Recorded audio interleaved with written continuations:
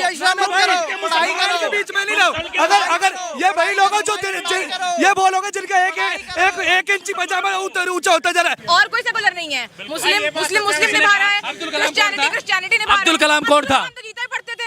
आपका प्रॉब्लम संघ से है या बीजेपी से है? सर बीजेपी संघ एक संघ, हाँ अब क्लियर, अब समझ में आया, अब समझ में आया आपको। इन लोग इस देश के नहीं है। अगर संघ नहीं होता, आरएसएस नहीं होती ना, तो ये देश कब का मुस्लिम राष्ट्र।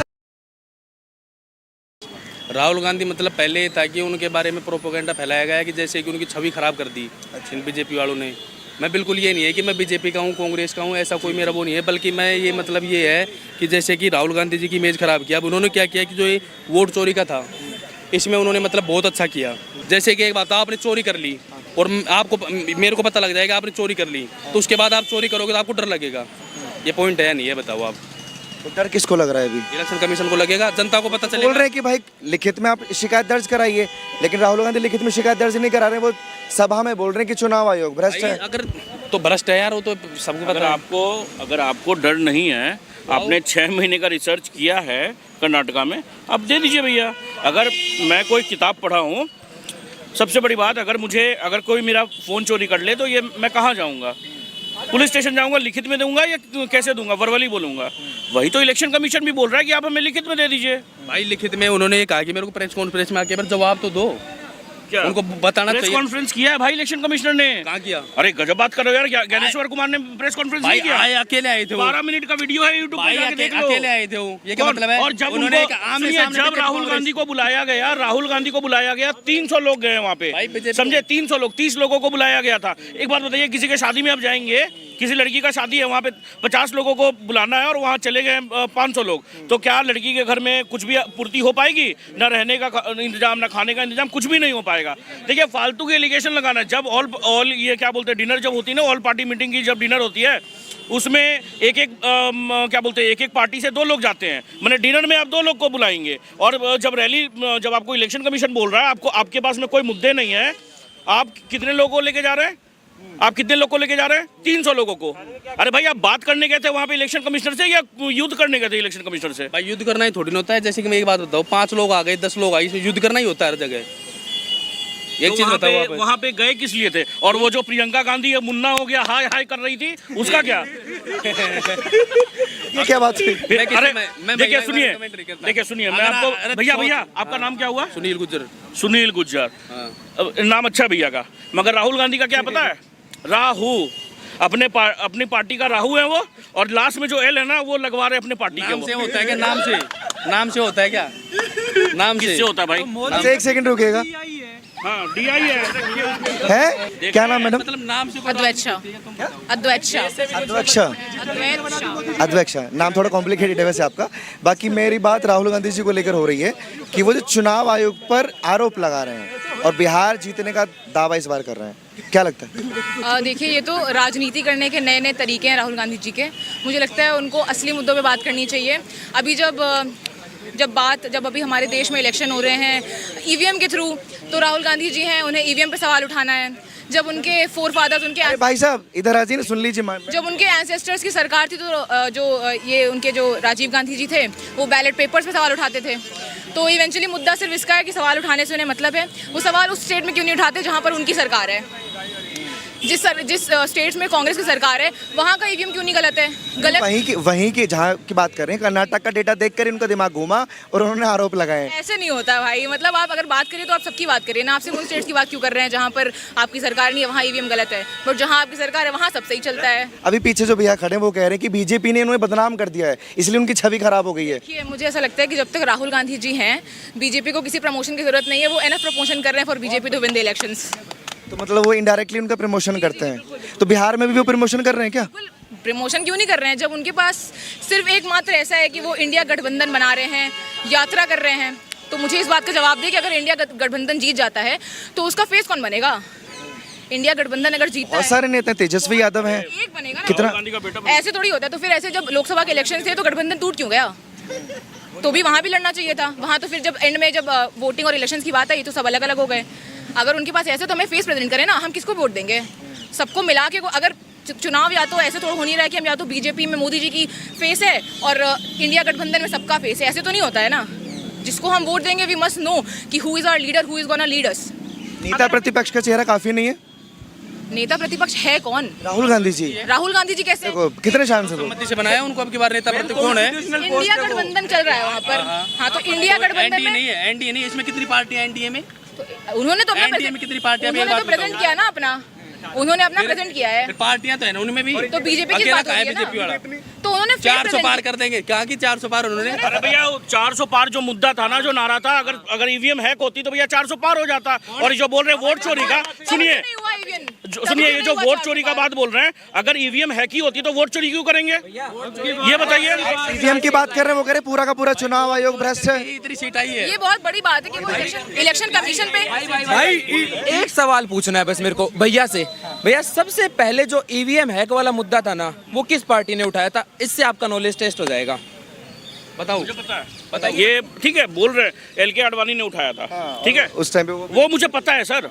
मगर इलेक्शन, अरे भैया LK आडवाणी ने, सुनिए, LK आडवाणी ने ये पूरे बिहार में या पूरे इंडिया में वोट चोरी की रैली नहीं की थी, क्योंकि उनको पता है। और दूसरा चीज़ भैया, एक सवाल मैं भी पूछ लेता हूँ, ठीक है, दाढ़ी मूछ वाले हैं, ये क्या बोलते हैं, एक बात बताइए, अगर आपका आधार कार्ड या आपकी सेंसिटिव इन्फॉर्मेशन मैं अगर लीक करूं, आप मेरे खिलाफ कंप्लेन करेंगे, FIR दर्ज करवाएंगे? बिल्कुल करवाएंगे।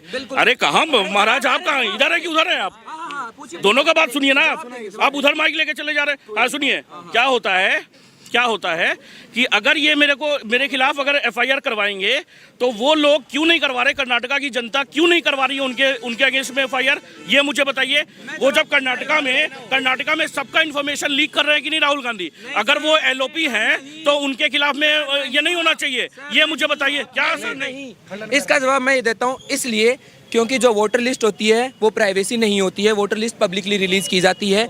जब भी चुनाव होते हैं तो इलेक्शन कमीशन उसे पब्लिकली रिलीज करता है। हर पार्टी के पास में हर वोटर की लिस्ट होती है, सुबह सुबह पर्चियां देते हैं, वो प्राइवेसी का खंडन नहीं है। पार्टी के पास होती है, इसका ये मतलब नहीं है पार्टी के पास होती है, उसको टीवी पे नहीं चला दिया जाता है कि लीजिए आपकी एड्रेस है हमारे पास, लेके दिखा दीजिए सबको, इसका ये मतलब नहीं होता। पैन कार्ड का नंबर नहीं बांटा है, वो ABCD, वो CCTV फुटेज मांग रहे हैं, इसका मतलब प्राइवेसी जो लोगों का है वो हनन कर रहे हैं। CCTV फुटेज है, बात तो है भाई कह रहे हैं। बाथरूम की मांग रहे हैं क्या? वो टॉयलेट की मांग रहे हैं क्या? टॉयलेट की मांग रहे हो? CCTV का फुटेज इसलिए मांगा जा रहा है सर, मैं बताता हूँ ना। कर रहे हो इसमें CCTV में क्या दिक्कत है? ये बहन खड़ी सर नहीं कर रहे भाई, अगर मैं किसी को आज कर रहा हूँ, देखिए क्या हुआ, वोट चोरी का मुद्दा क्या हुआ था कि कौन RJD को दे रहा है, कौन किसी को दे रहा है, देखिए बंद कमरे में किसी को नहीं पता। हो सकता है वो कोर वोटर्स BJP के कटे हो सकता है वो कोर वोटर कांग्रेस के कटे हो। ओ भाई तुम ऐसे कैसे बोल सकते हो यार? एक सेकंड रुकिए सर, राहुल गांधी जी गलत है, नरेंद्र मोदी जी सही है, सारी बातें एग्री करते हैं। अरे नहीं चलो ठीक है, अरे ठीक है, अरे मैं कह रहा हूँ सब गलत है। मेरा सीधा सिंपल सवाल ये है, क्या किसी के पिताजी का नाम है ना JKLTUVYXYZ हो सकता है किसी के पिताजी का नाम ये? मैं बताता हूँ, रायबरेली में सेम चीज, एक बंदे का नाम शुभम है, उसका सरनेम भी शुभम है, उसके फादर का नाम भी शुभम है, समझे? एक सेकंड, हो सकता है, वाह वाह। और सुनिए, एक घर में एक सेकंड, हाउस नंबर 15 रायबरेली में पप्पू रह रहा है, उसके साथ संगीता रह रही है, उसके साथ में अशरफ रह रहा है, उसके साथ में सकीना रह रही है। ये 4 लोग एक घर में क्या कर रहे हैं, ये बताइए मुझे। पत्रकार महोदय, उनकी भी सुन लेते हैं।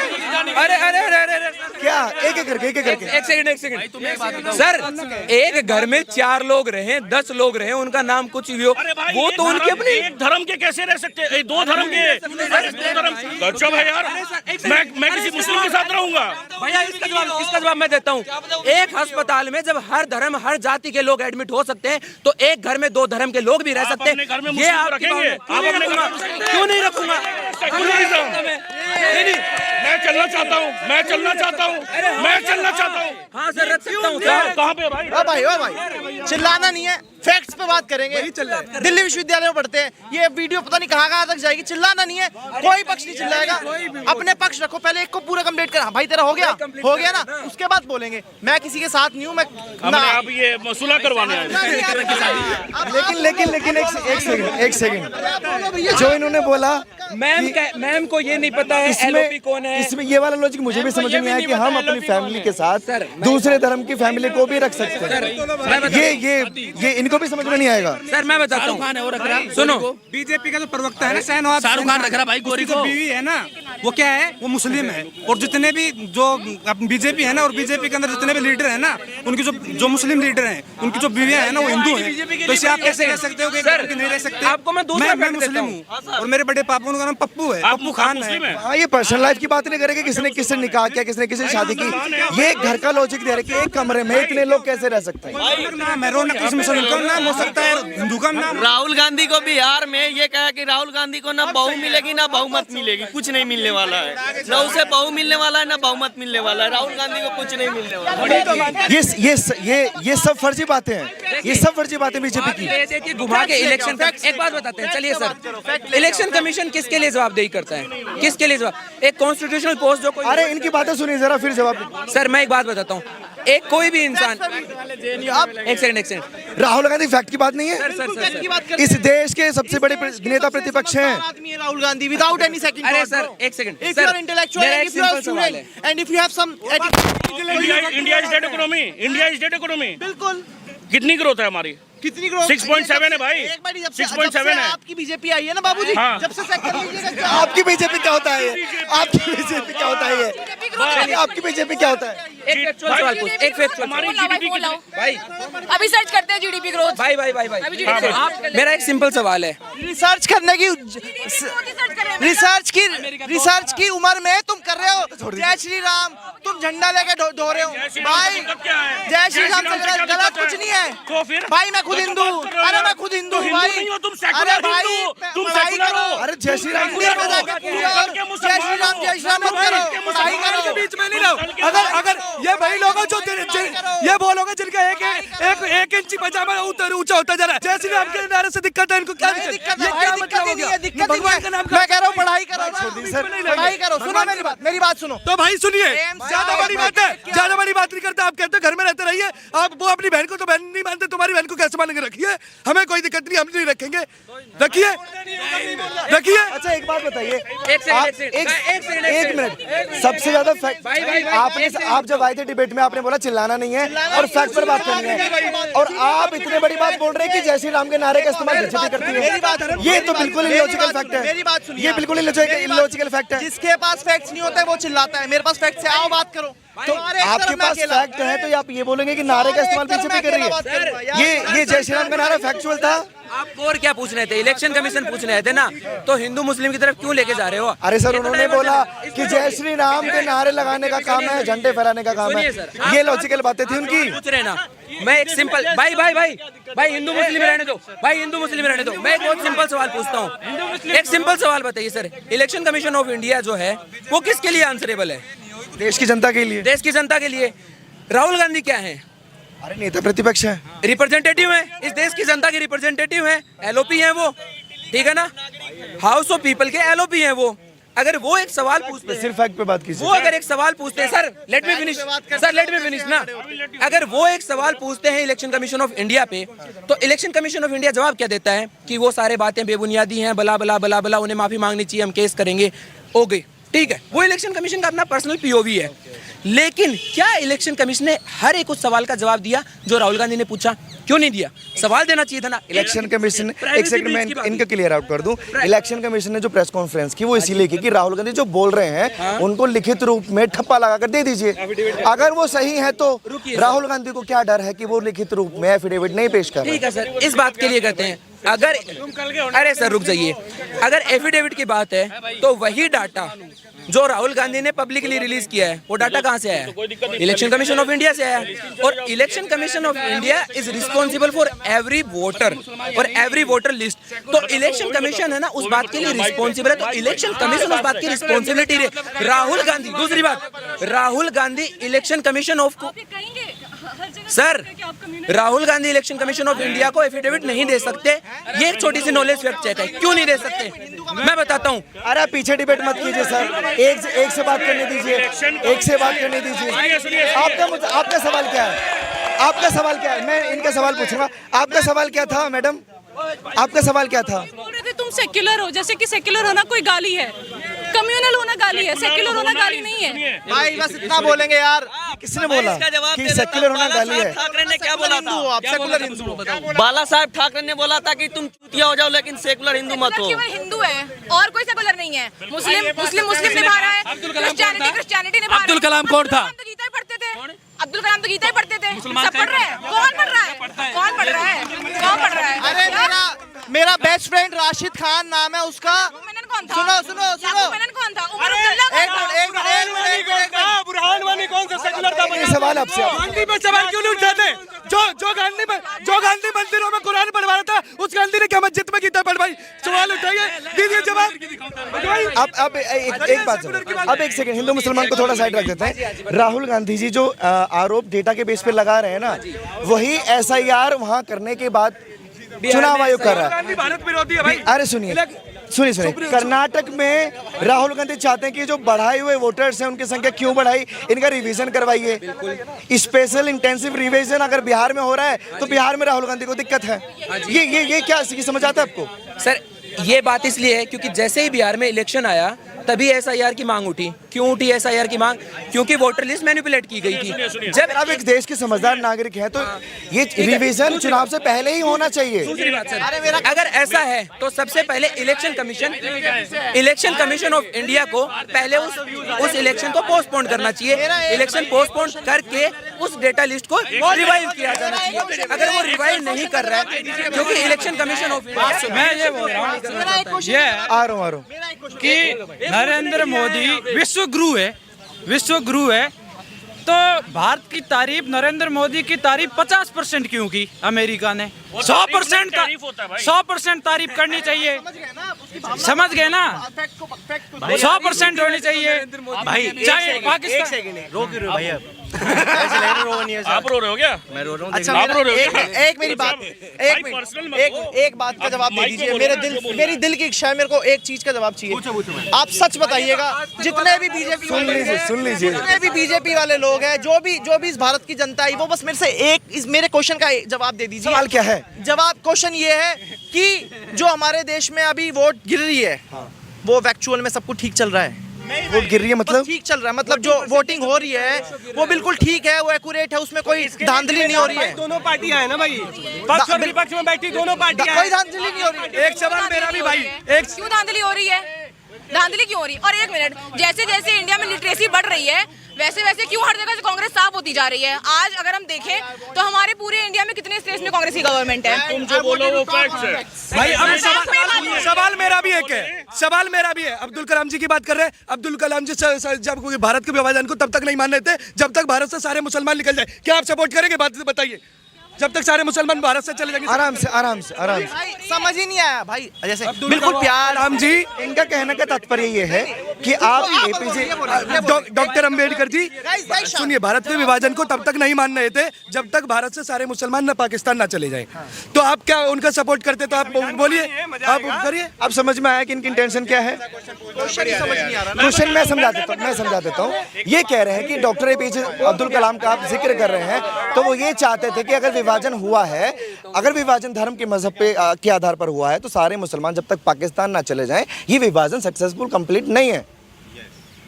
ये बोल अगर चॉइस पे हुआ था सबसे ये देखिए, मुद्दा कहाँ था? मुद्दा चला गया विभाजन पे।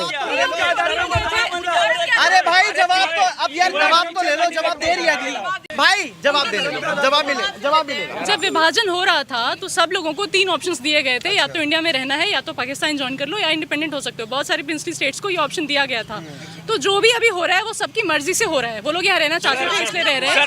मेजॉरिटी चाहते थे कि वो यहाँ रहे, तभी वो यहाँ रह पाए। माइनॉरिटी यहाँ रहे। विभाजन हुआ किस लिए था उसका जवाब दे पहले। ये किस बेस पे हुआ था? किस बेस पे हुआ था? आप 100 सवाल करो मैम, तुम्हारा 1000 सवाल का। उन्होंने बोला चॉइस दी कि सब लोगों को। पावर ऑफ पॉलिटिकल ग्रिड ये था एक्चुअली वजह। और जब ये कोई, अब मैं बताता हूँ, सुनिए मैम, मैं एक सवाल पूछता हूँ। जब ये कहते हैं ना कि पाकिस्तान मुस्लिमों का देश बना था, तो आज पाकिस्तान की हालत देख लीजिए। और अगर यही कम्युनल हार्मनी हम अगर अपने देश में लेकर आते और अगर हिंदुस्तान हिंदुओं का देश होता ना, तो जो आज पाकिस्तान की हालत है वही हालत हिंदुस्तान की होती। और दूसरी बात है, समझे? और दूसरी बात, अरे माँ की कसम, रुकिए, अरे रुकिए सर एक सवाल और लोगों को भी तो क्या कह रहे हैं? एक आखिरी सवाल, एक सेकंड आप भी सवाल करेंगे, इनको बोलने ना दें। आखिरी सवाल बस, मैं चला ही जाऊंगा। नहीं जाना नहीं, सुनना है। ये लोग सुब्रमण्यम स्वामी जी का नाम जानते हैं सर? ठीक, आपकी बात सुन ली। इनके कहने से ऐसा लगता है। सुनी नहीं है, सवाल तो कंप्लीट हुआ ही नहीं, सवाल तो कंप्लीट हुआ ही सुन लो। नहीं। अच्छा सवाल ठीक है ना, सुब्रमण्यम स्वामी जी नहीं, अरे सबसे फन लविंग गाय मैं हूँ। सुनिए, सुब्रमण्यम स्वामी जी, सवाल सुनने दो। सुब्रमण्यम स्वामी जी बीजेपी के आदमी हैं, जो कृष्ण जन्मभूमि और जो काशी विश्वनाथ का जो केस है, सुब्रमण्यम स्वामी जी उस केस को देख रहे हैं। भाजपा का ये मुद्दा है कि हम वो 2 मंदिर भी लेकर के रहेंगे, लेकिन वही सुब्रमण्यम स्वामी जी हैं जो नरेंद्र मोदी जी को गाली देते रहते हैं, उनको क्रिटिक करते रहते हैं on what basis, on their religious policies. और रही बात, अगर ये कहते हैं कि बीजेपी की बात क्यों हो रही है, तो बात तो इलेक्शन कमीशन की थी, फिर हिंदू कहाँ, मुस्लिम कहाँ, बीजेपी कहाँ? राहुल गांधी जी इलेक्शन कमिश्नर है, सुनिए, ये 3 इलेक्शन कमिश्नर हैं, MS गिल और TN सेशन, समझे? TN सेशन कौन सा पार्टी ज्वाइन किया? कांग्रेस ज्वाइन किया। MS गिल कौन सा पार्टी ज्वाइन किया? कांग्रेस ज्वाइन किया। तब संविधान खतरे में नहीं था, मगर आज जब निष्पक्ष है इलेक्शन कमिश्नर, भाई वो तो बोलती है, इलेक्शन कमिश्नर बोल रहा है कि आप आइए ऑल पार्टी मीटिंग में, आप क्या बोलते हैं, EVM को हैक कर दीजिए और हीरो बन जाइए, मगर कोई भी नहीं जाता, एक इंसान नहीं जाता है, एक पार्टी के नहीं जाते। क्यों नहीं जाते हैं? जलेबी की नहीं, फिलहाल अगर बंटवारे पे बात की, वो मैडम कहाँ चलेगी? नहीं, बंटवारे पे एक बात सुनिए। अरे जवाब तो दे दीजिए कम से कम कि बंटवारा किस बेस पे हुआ, वो जानना चाहती हैं। बंटवारा इसलिए हुआ क्योंकि जिन्ना को चैन नहीं पड़ रही थी कि मैं इंडिया में पावर नहीं ले पा रहा हूँ, तो उनको पावरफुल होने उस चक्कर में देश का बेड़ा गर्क कर दें। मीटिंग बैठती थी ड्यूरिंग दी सेशन, जब वहाँ पे संविधान बन रहा था, जब मीटिंग हुई थी 26 जनवरी से लेकर, तो फिर उसमें जो मुस्लिम कम्युनिटी के होते थे उनका क्यों रखा जाता था कि हमें जो मुस्लिम, उसमें से अगर आपने पढ़ी होगी पॉलिटिकल साइंस, तो उसमें जो हमारा एक चैप्टर था partition of India and Pakistan, तो उसमें ये हमें पढ़ाया गया था कि जो जिन्ना थे वो ऐसा अपना प्रेजेंट करते थे कि जो मुस्लिम हैं देश के, उनके लिए हमें सेपरेट कंट्री चाहिए। तो इस बात का क्या मतलब होता है कि of course the other division was based on the basis of religion. जो रिलीजन हुआ था वो क्योंकि जिन्ना ने खुद बात बोली थी कि उन्हें सेपरेट कंट्री चाहिए मुस्लिम्स के लिए। तो इसका क्या मतलब है? इसका मतलब है जो आधार, जिस डिवीजन का आधार था वो हिंदू मुस्लिम का था, वो रिलीजियस धार्मिक आधार पे हुआ था डिवीजन। इसलिए नहीं हुआ था कि people were given 3 choices whether you want to live here. जो हिंदू लीडर्स थे, एक मिनट, जो हिंदू लीडर्स थे वो नेशनल मूवमेंट के टाइम पर हिंदू रिलीजियस फेस्टिवल्स को, हिंदू रिलीजियस सिंबल्स को यूज कर रहे थे जब लोगों को यूनाइट करने के लिए। तो क्या उससे मुस्लिम्स को एलिनेटेड फील नहीं हो रहा था? बिल्कुल नहीं होगा। सुनिए, इस देश के मुसलमान और पैलेस्टीन के मुसलमान कभी नहीं सुधर सकते। मैडम एक सेकंड, इस देश के मुसलमान और पैलेस्टीन के मुसलमान प्लीज जाइए नहीं, कभी नहीं सुधर सकते, समझे? क्या होता है कि पैलेस्टीन में अपना जमीन बेच दिए, मगर जमीन उन्हीं की होनी चाहिए। इंडिया में भी जब विभाजन हुआ, विभाजन किस नाम पे हुआ? धर्म के आधार पे हुआ। अरे भैया, जब सारे अगर मुसलमान यहाँ रह सकते थे, हम हिंदू और मुस्लिम एक साथ रह सकते, तो देश का विभाजन हुआ क्यों? ये बताइए मुझे। मैडम, ये सवाल वाजिब है और जायज है, इसका जवाब देते जाइए प्लीज। लास्ट क्वेश्चन है, अगर ये दे देंगे, मगर इनके पास थोड़ी सी बुद्धि तो ठीक है बुद्धि तब आएगी ना। बार बार भाग जाते हैं, आप बार बार भाग जाते हैं। राहुल गांधी के सपोर्टर्स हमें बताएंगे कि बुद्धि होनी चाहिए या नहीं होनी चाहिए, बताइए मतलब। एक मिनट भैया आपने बहुत क्वेश्चन किया, हमारे भी क्वेश्चन का आंसर दे दें।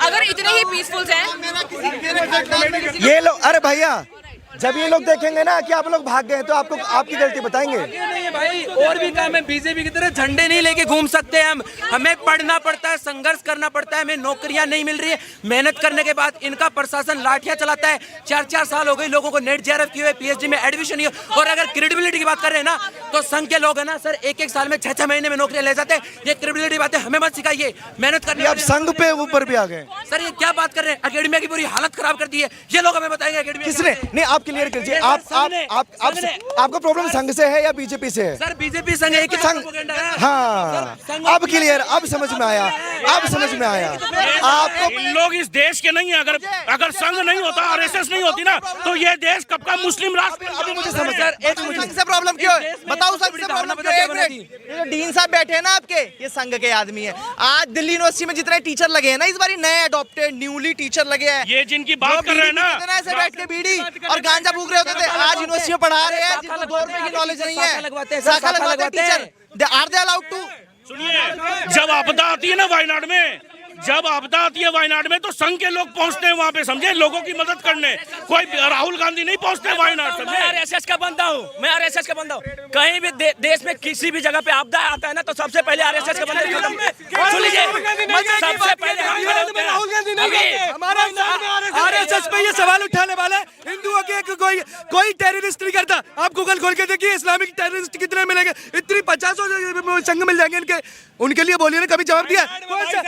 कौन सा हिंदू का क्या कह रहे थे आप संघ से लेकर जो सवाल उठाए, ये दिक्कत संघ से? हाँ, जिस शाखा वाले पे सवाल उठा रहे हैं ना, वही शाखा वाले को नेहरू जी ने 1963 में राजपथ पे आमंत्रित किया था कि आप आए, परेड दिखाएं। भारत वल्लभ भाई पटेल ने बैन किया था, और उन्हीं शाखा वालों को सरदार वल्लभ भाई पटेल के हाई कोर्ट ने बरी किया था, बाइज्जत बरी, और कहा था कि गांधी जी की हत्या में संघ का कोई योगदान नहीं है, संघ का कोई भूमिका नहीं है। उसी सरकार में ये कहा था। दूसरी बात, ऐसे खाली कर रहे हैं, एक जगह रुक क्यों नहीं रहे वो? उसी संघ के कार्यकर्ता, उसी संघ के, उसी शाखा वाले के, उसी हाफ पैंट वालों को नेहरू ने कहा था कि आप भारत के सैनिकों को मदद करिए। क्या समझ रहे हैं? जैसे उन्होंने कहा कि विभाजन नहीं हुआ था किसी बेसिस पे, ना हिंदू मुस्लिम रिलीजन पे, ना किसी चीज पे, तो और इतने ही पीसफुल है कि हम साथ में रह सकते हैं। विभाजन बस पद के लिए हुआ था, ठीक है ना? नेहरू को प्रधानमंत्री बनना था, इसलिए विभाजन हुआ था देश का। बोलो बताने, राजनीति के अलावा किसी और क्षेत्र में कांग्रेस काम कर रही है क्या? मैं ये कहाँ काम कर रही है? लंदन से सिगरेट मंगानी थी। मेरा क्वेश्चन ये है, अगर इनका ऐसा दावा है कि हम साथ में रह सकते हैं, बहुत पीसफुल हैं, हिंदू मुस्लिम साथ में भाई भाई बन के रह सकते हैं, तो जब विभाजन हुआ था तो जो पाकिस्तान में पॉपुलेशन हिंदू थी वो 14% थी, जो कि अब घट के 0.2% हो गई है। और जो इंडिया में पॉपुलेशन थी वो मुस्लिमों की कम थी, जो कि अब इंडिया में बढ़ के वो सेकंड लार्जेस्ट माइनॉरिटी हो गए हैं, सेकंड मेजॉरिटी हो गए हैं, सेकंड मेजॉरिटी हो गए हैं। कहाँ गए बच्चे? सो कॉल्ड जो इस देश के बहुत बड़े सेकुलर प्रधानमंत्री बने थे, पंडित जवाहरलाल नेहरू, जो सो कॉल्ड इस देश के बहुत बड़े सेकुलर प्रधानमंत्री बने थे आज तक के, उनसे ये विभाजन संभाला नहीं गया, उनसे कॉमनल राइट्स रोके नहीं गए, वो विभाजन को कंट्रोल नहीं कर पाए। वो इस देश के सबसे अनसक्सेसफुल प्रधानमंत्री रहे। उनके होते हुए इस दुनिया में सबसे बड़ा डिस्प्लेसमेंट हुआ, उनके होते हुए इस पूरी दुनिया में सबसे बड़ी कत्लेआम हुई मानवता की। वो उस व्यक्ति ने कंट्रोल नहीं कर पाया। क्यों? क्योंकि उस व्यक्ति को सिर्फ और सिर्फ प्रधानमंत्री बने रहना था, और उस व्यक्ति ने प्रधानमंत्री बने रहने के कारण सब कुछ हुआ। सर अगर ये इतना ही, सर एक मिनट सुन लीजिए, अगर ये इतना ही सपोर्ट कर रहे हैं, मैं एक स्टूडेंट हूं सर, पढ़ने वाला, डिबेट हम लोग करते हैं sir. Sarbananda Sonowal versus union of India के जजमेंट में IMDT जो एक्ट था, जो कांग्रेस की सरकार में आया था सर, उसमें क्या होता था सर, जो इलीगल माइग्रेंट्स को आइडेंटिफाई करने का जो क्राइटेरिया होता था वो सरकार तय करेगी, ठीक है। अब CA NRC आने के बाद क्या हुआ है सर कि इसमें जो 5 रिलीजियस कम्युनिटीज हैं, उनको जो 3 कंट्री से लिया गया है सर, उसमें मुस्लिम को नहीं लिया गया था। इन लोगों ने उस पर भी बवाल किया था, ठीक है। तो जब हम बात करते हैं यहाँ पर सर, विरोध बीजेपी वालों ने किया था? नहीं सर, इन लोगों ने किया था सर। बीजेपी एक्ट लेकर आई थी ना सर, CA NRC का 2019 में अमेंडमेंट एक्ट लेकर आई थी, ठीक है ना, और कांग्रेस को अपोज करती रही। क्यों? क्योंकि वो इंदिरा गांधी में IMDT एक्ट आया था, सर्बानंद सोनोवाल वर्सेस यूनियन, जिसमें है दम। एक बार अभी गूगल करे और जजमेंट में पढ़े, ठीक है, उस जजमेंट में पता लगे। और सर NCRB डेटा 2022 देखे तो सर जो कम्युनल प्लस और जो पॉलिटिकल केसेस हुए हैं कम्युनल, वो टोटल 1213 केसेस हुए हैं। अभी निकाल के दिखा सकते हैं, जो पूरे कांग्रेस के टर्म से बहुत ज्यादा कम है। तो क्या बदलाव नहीं है? बिल्कुल बदलाव है सर। यहाँ पर कंपैरिजन आप टर्म पे करके देखेंगे, अनएम्प्लॉयमेंट रेशियो PIB के और अनस्टार्ट क्वेश्चन नंबर भी आप उठा के देखेंगे सर, 3.2% है, 8.5% समथिंग कुछ कांग्रेस के गवर्नमेंट में था। तो क्या बदलाव नहीं है? बिल्कुल है सर, बिल्कुल। और जिस संघ को ये लोग बार बार ये दोषी ठहरा रहे हैं, ये वही संघ है जो हमेशा जरूरी वक्त पर हमेशा देश के काम आया है, हमेशा काम आया है। ये रियल सेक्युलरिज्म है? ये बिल्कुल ये रियल सेक्युलरिज्म है कि संघ को गालियां देना? Last 2 point sir, there are 2 types of secularism, western से sir there are two types of secularism, positive secularism and western secularism. Western secularism का मतलब ये होता है कि जो स्टेट है वो एक इंडिविजुअल से दूर रहना चाहिए, उसके रिलीजियस मैटर में नहीं आना चाहिए। पर जो इंडियन पॉजिटिव सेकुलरिज्म है वो उसका मतलब होता है अगर कोई इनइक्वालिटी प्रेजेंट है, एक मिनट सर, इनइक्वालिटी अगर कोई प्रेजेंट है तो उसको निकाले। फॉर एग्जाम्पल 3 तलाक का जो मुद्दा था तो बीजेपी ने उसको करा, ठीक है, तो इसको कहते हैं पॉजिटिव सेकुलरिज्म। तो सेकुलरिज्म हमारे नहीं हो रही है, ये लोग खुद अपना एक मुद्दा फैला रहे हैं, ठीक है, वही चीज है। सेकुलरिज्म इंडियन सिटीजन के लिए नहीं होती है भैया, सेकुलर होना होता है सरकार को, हम सिटीजन को सेकुलर नहीं होना होता, फालतू की बात है। और सुनिए, और जो संघ के ऊपर जो बात बोलते हैं ना, अगर संघ नहीं होता तो ये देश कब का मुस्लिम राष्ट्र बन चुका होता, समझे। हम स्टूडेंट है, फैक्ट पे बात करते हैं। Indira Sahni versus union of India का पैरा नंबर 95 जजमेंट खोल के देख लीजिए, 809 खोल के देख लीजिए। 50% सीलिंग कैप लिमिट की बात करी गई थी, पर कांग्रेस क्या कहती है, प्राइवेट जॉब में भी 50% हम ऊपर लाएंगे। क्यों लाएंगे भाई? अफर्मेटिव एक्शन एक थोड़े टाइम के लिए होता है, Ashok Thakur versus union of India के जजमेंट में बोला गया था, ठीक है, तो क्यों नहीं करे जा रहा है ये? क्यों आप रिजर्वेशन प्राइवेट? मेरिटोक्रेसी होनी चाहिए एक हद तक। आप John Rawl theory of justice क्या कहते हैं कि अब एक हद तक लोगों को आगे लाइए, ठीक है, उसके बाद मेरिटोक्रेसी लाइए। तो ये राहुल गांधी पूरे लास्ट में, जो राहुल गांधी पूरे देश में ओबीसी आरक्षण की बात करते हैं, उनके पिताजी ने मंडल कमीशन के रिपोर्ट को कचड़े में पड़ा हुआ ढेर कहा था, और ये उनका बेटा पूरे देश में अपने आप को ओबीसी का नेता बताते हुए फिर रहे हैं कि मैं ओबीसी का नेता हूँ, ओबीसी को कितने % आरक्षण मिला। उनसे पूछिए ना, मूर्खों का सरदार है वो व्यक्ति, उनसे पूछिए कि जो आज देश का प्रिंसिपल सेक्रेटरी है, प्रधानमंत्री कैबिनेट सेक्रेटरी है, वो 1980 बैच का अधिकारी है, 1996 बैच का अधिकारी है। उस समय अपॉइंटमेंट किसने दी थी? उस समय आरक्षण में सुधार राहुल गांधी जी अपने आप को ऐसा प्रूव करना चाहते हैं कि वो हमारे देश के युवा नेता हैं, हमारे देश का विकास चाहते हैं, but he is the only one जो हर जगह जाके ऐसा प्रपोजल प्रेजेंट करते हैं कि उन्हें हमारे देश में प्राइवेट इंस्टीट्यूशंस में भी, वहाँ पे भी जॉब में उनको रिजर्वेशन चाहिए, ओबीसी SC ST रिजर्वेशन चाहिए। अगर यही बात अगर हर जगह रिजर्वेशन लग जाए, उसके बाद he will be the only one who will ask questions कि हमारा देश विकसित क्यों नहीं हो रहा है, हमारे देश में टेक्नोलॉजी क्यों नहीं विकसित हो रही है।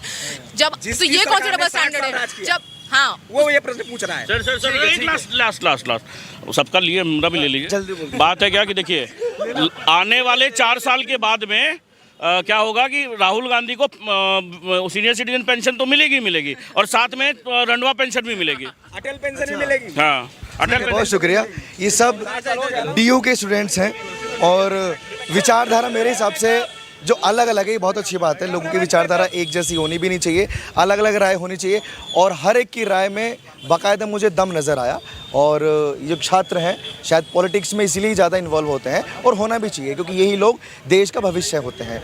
बाकी आप लोग अपनी राय प्लीज़ कमेंट सेक्शन में दीजिए, क्योंकि मुद्दा मेरा कुछ और था, लेकिन आज़ादी कैसे हुई, देश का बंटवारा कैसे हुआ, ये मुद्दा उस पर कन्वर्ट हो गया। तो आप लोग भी अपनी राय प्लीज़ कमेंट सेक्शन में रखिए, और ऐसी खबरों के लिए आप देखते रहिए और जुड़े रहिए हमारे साथ। धन्यवाद।